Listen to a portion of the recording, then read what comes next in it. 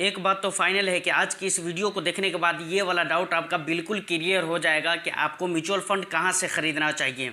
समझ रहे कि नहीं? क्योंकि आज की डेट में देखें तो म्यूचुअल फंड की तरफ लोग ज़्यादा अट्रैक्ट हो रहे हैं। बहुत ज़्यादा लोग म्यूचुअल फंड में इन्वेस्टमेंट करना चाह रहे हैं।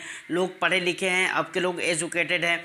आज से ज़्यादा नहीं 5-7 साल पहले आप पीछे जाकर देखें तो लोग एफडी आरडी में बड़ा इंटरेस्ट दिखलाते थे, लेकिन अब लोगों को समझ में आने लगा है कि अगर हमें अपने कैपिटल को बढ़ाना है तो हमें एफडी आरडी में नहीं डालना पड़ेगा, बल्कि म्यूचुअल फंड वगैरह में डालकर अच्छे इंटरेस्ट वहाँ से गेन करने पड़ेंगे।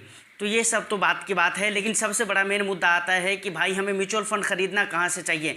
बैंक से ख़रीदना चाहिए, एएमसी के वेबसाइट से डायरेक्ट वहीं से ख़रीदना चाहिए, या फिर एप्लीकेशन वगैरह जैसे angel one, up stock, grow, इस तरह के जो एप्लीकेशंस हैं तो क्या यहाँ से ख़रीदना चाहिए। और उससे भी बड़ी बात कि हमारा जो पैसे की बचत है, जिस बचत के लिए हम म्यूचुअल फंड में आए हैं, जिस पैसे को बढ़ाने के लिए, तो हमारा बचत कहाँ पर होने वाला है, हमारा पैसा बचेगा कहाँ पर, मतलब सस्ते में म्यूचुअल फंड हम कहाँ से बाई कर सकते हैं। उसके बाद हम ये भी बात करेंगे कि एप्लीकेशन वगैरह से जो लोग इन्वेस्टमेंट करते हैं म्यूचुअल फंड में, तो भाई एप्लीकेशन एक दिन अगर भाग गई या फिर गवर्नमेंट इशू हो गया, उसकी वजह से अगर बंद हो गया, तो फिर आपके इन्वेस्टमेंट के साथ क्या होगा। तो इन सारे सवालों का जवाब हम वीडियो में ज़रूर करेंगे आपको। तो चलिए वीडियो को शुरू करते हैं, लेकिन उससे पहले एक रिक्वेस्ट, वीडियो को लाइक एंड शेयर ज़रूर कर दीजिए और चैनल को ज़रूर सब्सक्राइब कर लीजिए, क्योंकि इसी तरह का इंटरेस्टिंग कंटेंट मैं आपके लिए लेकर आता रहता हूँ। तो म्यूचुअल फंड कहाँ से बाय करना चाहिए, इसको जानने से पहले एक चीज़ समझिए। जब भी आप म्यूचुअल फंड जब खरीदते हैं तो उसमें आप क्या देखते हैं, मतलब उसका आप रिटर्न देखते होंगे, उसके बाद एक्सपेंस रेशियो वगैरह देखते होंगे, एग्जिट लोड वगैरह देखते होंगे। तो देखिए सारा मसला आकर फंसता है कहाँ पर, एक्सपेंस रेशियो पर। आप जब भी कहीं पर म्यूचुअल फंड खरीदते हैं तो आप एक्सपेंस रेशियो देखते हैं, क्योंकि ये एक खर्च होता है, एक तरह का खर्च होता है। आप जो इन्वेस्टमेंट कर रहे हैं तो आपको इन्वेस्टमेंट करने में आपका जो खर्चा लग रहा है वही खर्चा होता है expense ratio. Expense ratio AMC हमसे लेती है, चाहे हम कहीं से भी खरीदें। समझ रहे कि नहीं? हम बैंक से खरीदेंगे फिर भी एक्सपेंस लगेगा, एजेंट से खरीदेंगे फिर भी लगेगा, और हम डायरेक्ट अगर खरीदें एप्लीकेशन के ज़रिए फिर भी लगेगा। अब इसी को समझना है। अगर आप इसको समझ गए तो समझिए पूरा पार्ट आपको समझ में आ गया। सबसे पहली बात एजेंट की अगर हम बात करते हैं, एजेंट से अगर आप म्यूचुअल फंड खरीदेंगे तो एक्सपेंस रेशियो आपको महंगा पड़ेगा। समझ रहे कि नहीं?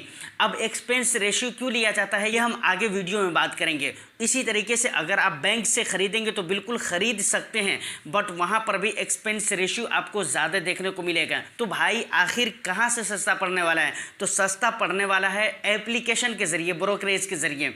समझ रहे कि नहीं? वो मतलब अगर आप मेरे रेगुलर व्यूवर है तो शायद आपने वो वीडियो देखा है। अगर आपने नहीं देखा है रेगुलर वर्सेस डायरेक्ट प्लान क्या होते हैं, इसके बारे में मैंने एक वीडियो बनाया हुआ था। उस वीडियो में मैंने ये भी बताया हुआ है कि रेगुलर प्लान और डायरेक्ट प्लान क्या होते हैं, और साथ में ये भी बताया था कि भाई एसआईपी कहाँ से करना चाहिए, बैंक से करना चाहिए या कहाँ से करना चाहिए।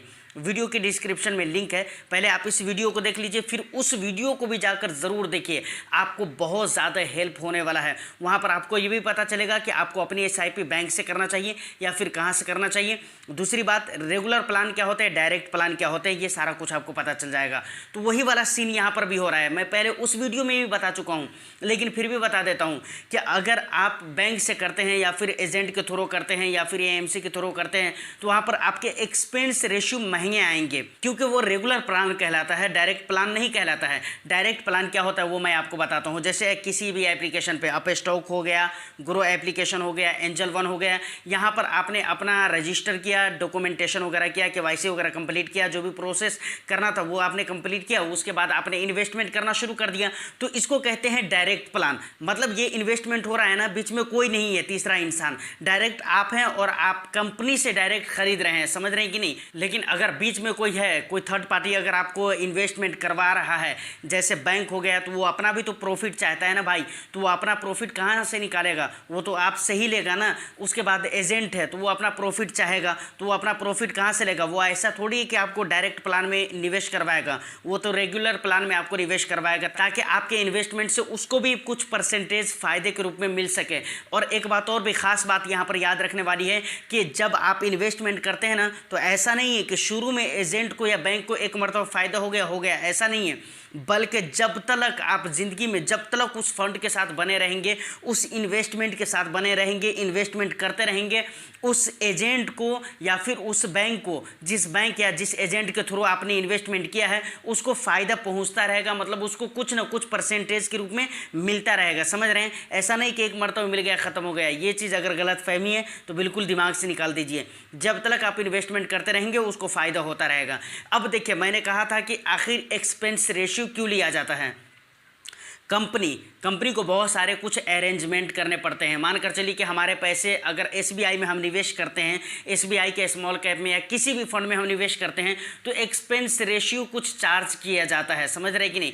तो वहाँ पर एक्सपेंस रेशियो हमसे इसलिए लिया जाता है क्योंकि कंपनी है, उसको बहुत सारा कुछ अरेंजमेंट वगैरह करना है। फिर फंड मैनेजर होता है, आपको तो पता है ना कि फंड मैनेजर होता है जो हमारे फंड को मैनेज करता है, उसे पता होता है, वो एक्सपर्ट होते हैं, एजुकेटेड होते हैं, उन्हें पता होता है कि कब हमें क्या डिसीजन लेना है, कब फंड से एग्जिट करना है, कब फंड में इंटर करना है, किस तरह के फंड्स को सेल करना है, किस तरह के बाय करना है, ये सारे कुछ उनको पता होता है। समझ रहे हैं कि नहीं? और वो एक्सपर्ट होते हैं इस मामले में, उनकी अच्छी खासी एजुकेशन होती है इन चीज़ों को लेकर, तो उनको भी देना पड़ता है। उनके पीछे जो उनकी टीमें होती हैं एक्सपर्ट की, उनको भी देना पड़ता है। उसके अलावा भी बहुत सारे मैनेजमेंट है जिसे मतलब कवर करना पड़ता है, जिसके लिए कुछ खर्चों की ज़रूरत होती है। तो भाई एएमसी हमारे लिए काम कर रही है ना, तो पैसा कहाँ से लेगी? हमसे ही लेगी ना। तो वही एक्सपेंस रेशियो होता है। अब यहाँ पर मैं आपको बताना चाहूँगा कि अगर आप डायरेक्ट निवेश करते हैं, मतलब एप्लीकेशन किसी ब्रोकरेज एप्लीकेशन के ज़रिए या और बैंक से जब आप निवेश करते हैं, तो यहाँ पर आपको एक्सपेंस रेशियो में 0.5% 8% का फ़र्क देखने को मिल जाता है। कभी कभी ज़्यादा का भी फ़र्क देखने को मिल जाता है। शायद अभी आपको ऐसा लग रहा होगा कि 0.8 क्या है, मतलब 0.8 है क्या, कितना पैसा हुआ, कुछ अमाउंट नहीं। लेकिन नहीं, बहुत ज़्यादा अमाउंट होते हैं। जब इसको आप लॉन्ग ड्यूरेशन में देखेंगे तो बहुत ज़्यादा अमाउंट हो जाते हैं। देखिए, अगर आप डायरेक्ट प्लान में निवेश नहीं करते हैं तो कितनी परेशानियों का सामना करना पड़ता है। मानकर चलिए एसबीआई का कोई फंड आपको पसंद आ गया जिसमें आपको निवेश करना है, तो एसबीआई के एएमसी में जाना पड़ेगा, वहाँ पर डॉक्यूमेंटेशन करना पड़ेगा, केवाईसी प्रोसेस कंप्लीट करना पड़ेगा। फिर एचडीएफसी का अगर कोई प्लान पसंद आ गया, उसमें निवेश करना है, तो सेम काम वहाँ पर उसकी ऑफिस में भी जाकर करना पड़ेगा। आईसीआईसीआई का अगर कोई फंड पसंद आ गया, तो सेम प्रोसेस, सेम काम, सेम डॉक्यूमेंटेशन, केवाईसी, ये सारा ताम झाम बार बार करना पड़ेगा। लेकिन एप्लीकेशन में कैसा है? एप्लीकेशन में ऐसा कुछ नहीं है। एक मरतबा आप अपना केवाईसी प्रोसेस कंप्लीट कीजिए, डॉक्यूमेंटेशन वगैरह का जो भी टेंशन है सारा एक बार में, सिर्फ एक बार में ख़त्म हो जाता है। सोच कर देखें। और एप्लीकेशन में अब आपको जगह जगह जाने की ज़रूरत नहीं है। यहाँ पर आपको आईसीआईसीआई के भी फंड्स मिल जाएंगे, एसबीआई के भी मिल जाएंगे, कोटक के भी मिल जाएंगे, उसके अलावा एचडीएफसी के भी मिल जाएंगे, एसबीआई के, मतलब जितने भी हैं ना, सारे फंड्स आपको एक ही जगह पर मिल जाएंगे। अलग अलग ऑफिसों का चक्कर लगाने की ज़रूरत नहीं है। दूसरा बात, एक्सपेंस भी कम आपको मिलेगा। और देखिए, रेगुलर प्लान के जो रिटर्न होते हैं ना, वो डायरेक्ट प्लान के रिटर्न से कम होते हैं। वजह ये है कि वहाँ पर एक्सपेंस ज़्यादा लग जाते हैं, खर्चे ज़्यादा लग जाते हैं। अब एक बहुत ही इंटरेस्टिंग बात ये आती है कि ग्रो या फिर एंजल वन या फिर अप स्टॉक, ऐसी जगहों पर अगर म्यूचुअल फंड खरीदे जाते तो सस्ता मिलता है। ऐसा क्यों? और बैंक में महंगा पड़ता है, एजेंट के पास महंगा पड़ता है, ऐसा क्यों? तो देखिए, ये जो खरीदते हैं ना, ये भी एएमसी से ही खरीदती है। लेकिन यहाँ पर मैं आपको एक एग्जांपल देना चाहूँगा। मान लीजिए कि कोई बंदा ऐसा है जो सिर्फ एक पेन खरीदता है, उसको 5 रुपये का एक पेन मिलेगा। समझ रहे कि नहीं? लेकिन कोई ऐसा बंदा है जो सेम दुकान पर एक नहीं बल्कि एक बोरे में भरकर, एक गोनी में भरकर पेन अगर खरीदता है, तो सोचिए उसे सस्ता मिलेगा कि नहीं मिलेगा। सेम यही चीज़ है।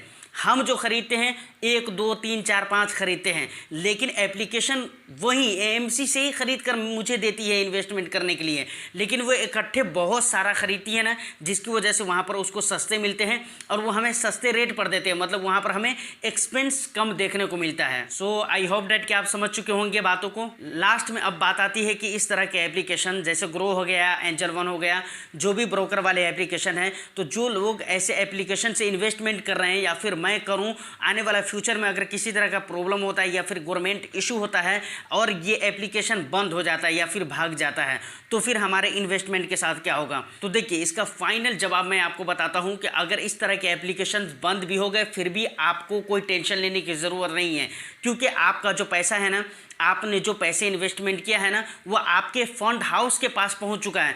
मान कर चलिए आप अगर SBI के किसी फंड में निवेश कर रहे हैं तो आपने जो पैसा लगाया है तो ऐसा थोड़ी है कि वो पैसा ग्रो एप्लीकेशन के पास रखा हुआ है या फिर एंजल वन के पास रखा हुआ है। नहीं, वो पैसा पहुंच चुका है कहाँ पर? आपके फंड हाउस के पास पहुंच चुका है। SBI का फंड है तो फिर SBI फंड हाउस के पास पहुंच चुका है। अगर वो HDFC का फंड है तो HDFC फंड हाउस के पास पहुंच चुका है आपका पैसा। आपका पैसा ग्रो एप्लीकेशन के पास रखा हुआ नहीं है कि अगर वो डूब जाता है तो आपको प्रॉब्लम होने वाला है, कुछ भी नहीं होने वाला है।